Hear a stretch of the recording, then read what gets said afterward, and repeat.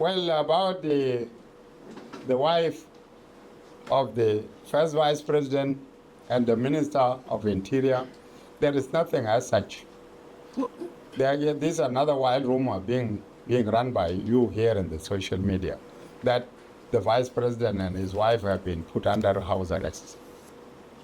It is the vice president. Even the minister of interior had been going to her office. It is her husband who is under arrest, not her. But you presume that she is under house arrest because she is living with her husband in the same house.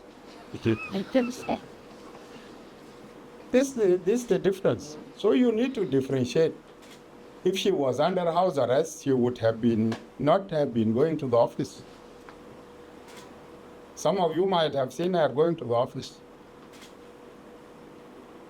But there are some of you also who are spreading that information that the first vice president and his wife Angelina have been arrested. That is not the case.